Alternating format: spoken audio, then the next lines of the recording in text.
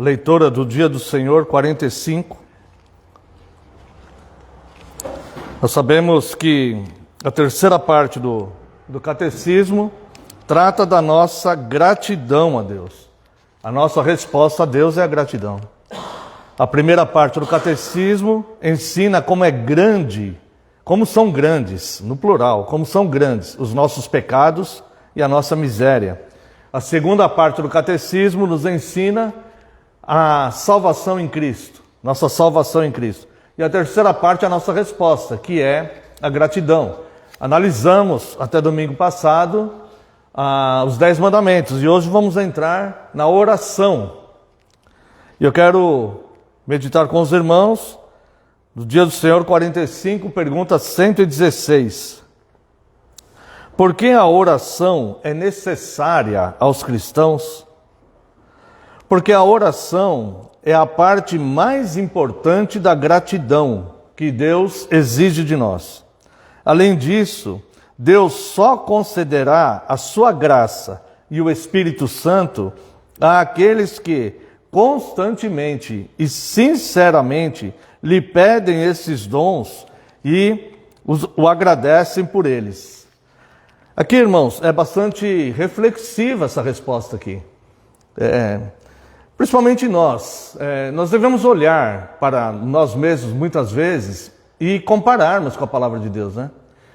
E nós muitas vezes nos sentimos muito seguros porque temos uma teologia bíblica, temos a segurança da sã doutrina, da verdadeira teologia.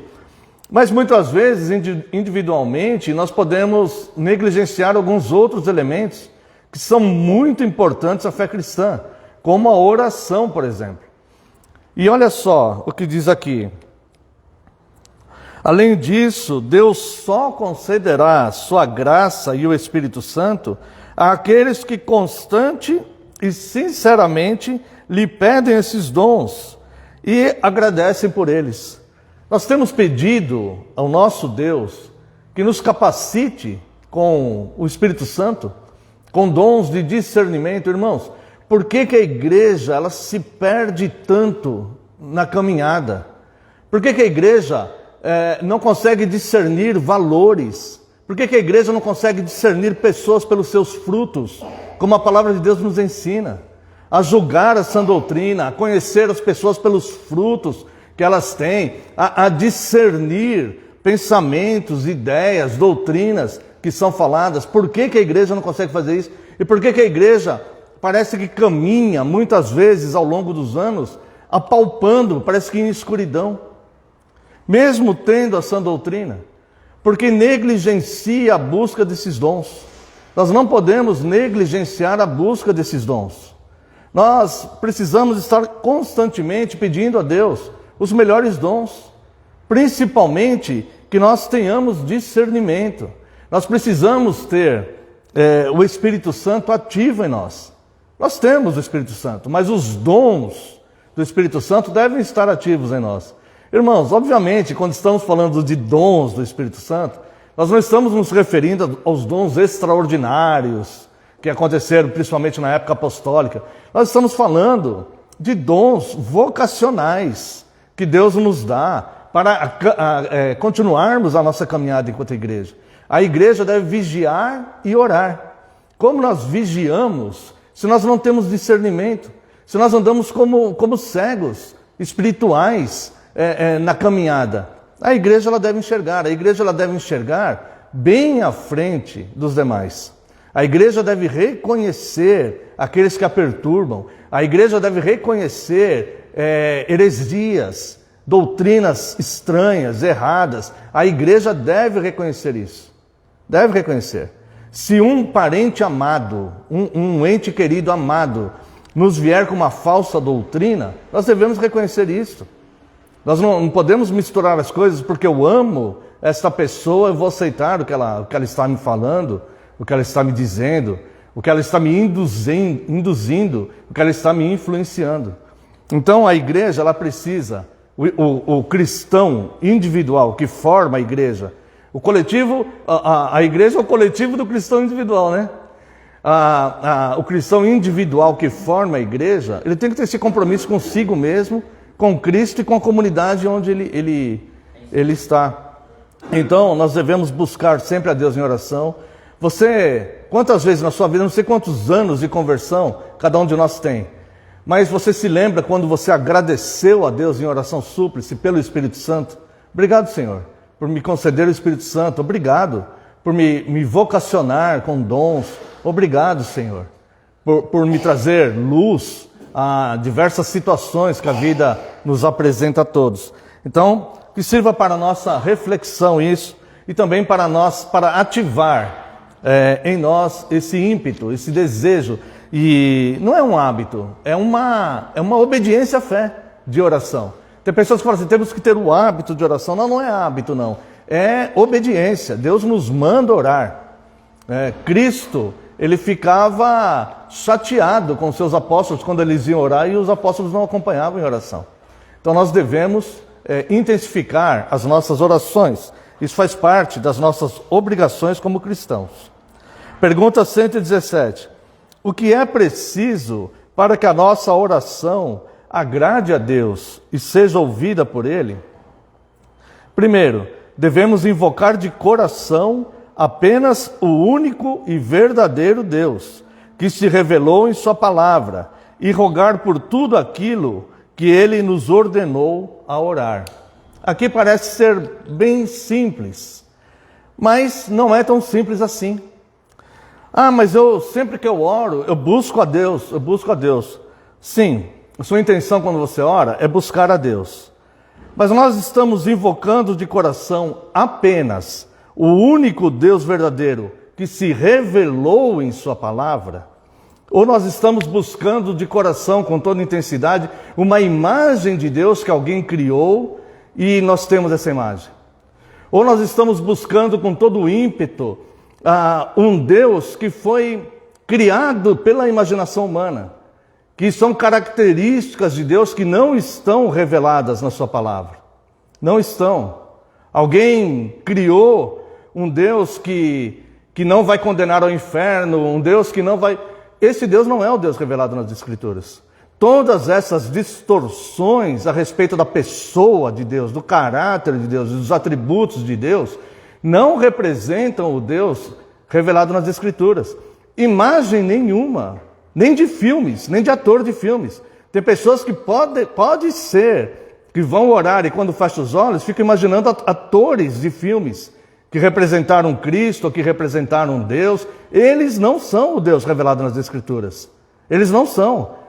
Eles não são. Eles são uma imagem de algo que ninguém pode representar a imagem porque nunca ninguém viu. É uma imagem inócua, inútil. Eles não são. Então, quando nós vamos buscar a Deus com todo o nosso ímpeto e com toda a nossa oração, nós devemos buscar apenas o único Deus verdadeiro que se revelou em Sua palavra. O Deus misericordioso, compassivo, o Deus criador dos céus e da terra, o Deus longânimo, o Deus justo, o Deus inflexível, que diz que aquele que cai nas mãos dele ninguém pode livrar. O Deus que é altamente poderoso, onipotente, que diz, agindo eu, quem impedirá? Este Deus é que nós devemos buscar com toda a nossa atenção e nossa adoração. Isso é muito importante, irmãos, para que nós oremos ao verdadeiro Deus. Nós não podemos nos pautar em imagens, porque a palavra de Deus, a Escritura revelada por esse Deus, diz que as imagens são professores de mentira. Então nós não podemos nos deixar levar com isso, e nem ensinar os nossos filhos dessa forma. Então nós precisamos, irmãos, buscar o verdadeiro Deus que se revelou em Sua palavra. Aqui quero fazer um parêntese e relembrar algo que Sproul disse e que acho que vale a pena nós pensarmos nisso. Ele disse, me dê o Jesus da Bíblia ou não me dê nada. Ou não me dê nada. Opinião humana eu tenho as minhas. Conclusões e imaginação eu tenho as minhas próprias. Mas eu quero adorar e louvar o Deus da Bíblia. E é o Deus revelado na Bíblia que nós devemos buscar em oração. Segundo, devemos ter plena consciência da nossa necessidade e miséria, para que possamos nos humilhar diante de Deus. Irmãos, Todo joelho um dia vai se dobrar diante de Deus. Toda língua vai confessar diante de Deus. Todo joelho vai se dobrar. Aqueles que não se humilham hoje diante de Deus, aqueles que estão dominados pela soberba. Eu vi um pregador uma vez dizer algo forte, mas que é verdade. Eles terão suas rótulas quebradas, mas terão que se ajoelhar diante de Deus. Ninguém vai conseguir ficar em pé, nenhum pecador, por mais que ele sinta que ele tem poder neste mundo, ou que ele se ache santo neste mundo, nenhum pecador, nenhum de nós, vai poder permanecer em pé diante do justo juiz. Todo joelho se dobrará e toda língua confessará. Hoje nós devemos fazer isto com amor e gratidão a Deus, nos humilhando mesmo, nos ajoelhando mesmo, falando: o Senhor é Deus e não nós. O Senhor é. Hoje nós devemos fazer isso voluntariamente, porque um dia todos terão que fazer, todos, sem exceção nenhuma. Nenhuma soberba ou orgulho vai poder manter essa pessoa em pé diante do Deus de toda a humanidade.